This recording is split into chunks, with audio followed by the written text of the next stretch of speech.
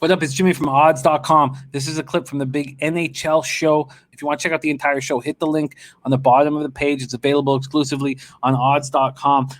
Next up, 7 p.m. Eastern, Vancouver Canucks, 6-7-0, 2-5-0 on the road at the Toronto Maple Leafs, 7-2-1, 3-1-0 at home. This is at Scotiabank Arena, and a big, big game for us up north.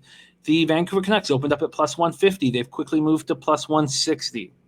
And we'll get to where I think the value is in a second here.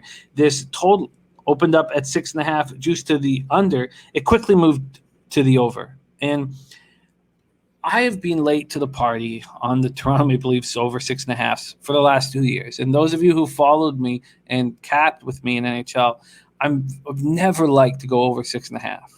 When I see 6.5s, I just always think under.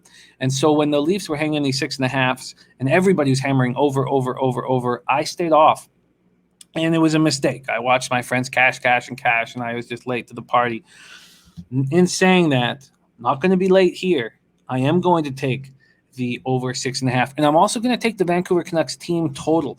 I expect that I can make it a 3 and get a pretty price on it, because they're such big underdogs. Now, look, the Canucks sitting at plus 160 for a team with their kind of offense. Is that appealing? Yes. But I will not put money on the Vancouver Canucks with Braden Holtby in goal. Ever. Not all year. Holtby's 3-3-0, 3.63 goals against, average .896 save percentage.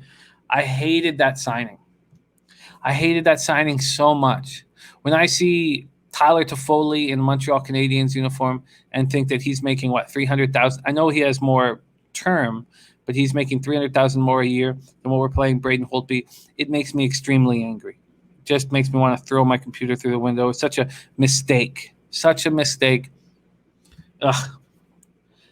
Frederik Andersen, 5-2-1, 3.01 goals against, average .892 save percentage. He seems to always come slow out of the gates, but he doesn't have much of a defense to help him. The Vancouver Canucks power plays at 14.9%. This team is scoring goals, and their power plays at 14.9%. This power play will end up around 24%, and it's at 14.9% right now. Wait till this power play heats up. Their penalty killing, 80.4%, which is – it's not great, but it's actually better than what I expect from how bad this defense is. The Leafs power play is being spectacular so far this year, 43.3%. And they have snipers. 4 snipers that are as dangerous as any 4 in the league.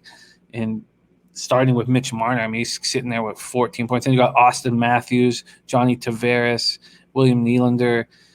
Those are 4 elite scorers, and their power play shows it. Their penalty killing is at 76.9%. I think they're going to have a weak penalty killing all year. I simply do not trust their defense. So let's talk about the knuckleheads here. It's clear that the Canucks are porous defensively. They're coming off more bad losses to the Canadiens. Another thing that's clear is the Canadiens are a much better squad than the Canucks at this point in the season.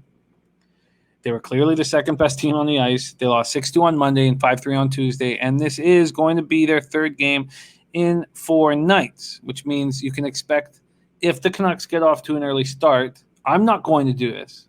If the Canucks get up 2-0 or 3-1, then the Leafs in play would be a play to make.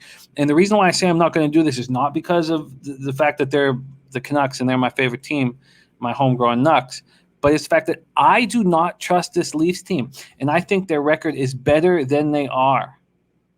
Let's continue talking about these Nucks. Their defense is weaker than I imagined. We now see why the Knights didn't want Nate Schmidt, traded him for a 4th-round draft pick.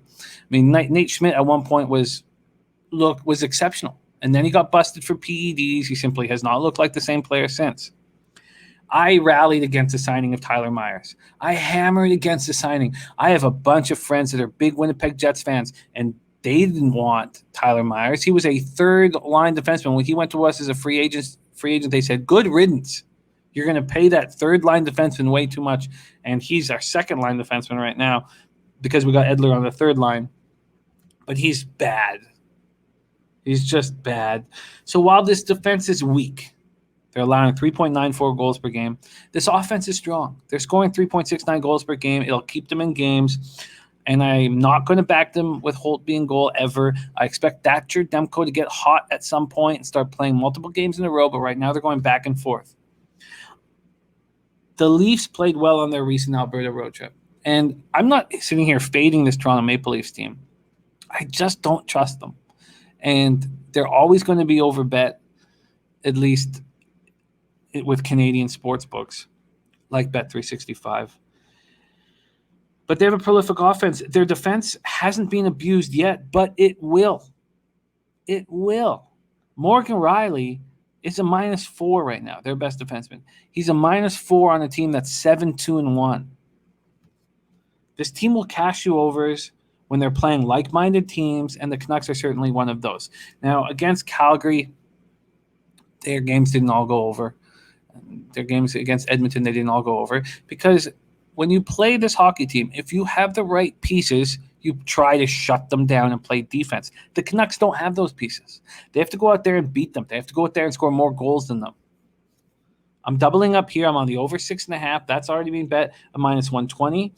And then I'm going to take the team total for the Knuckleheads when it's available for me. And because they're such big dogs, I figure I'll get a nice price with it.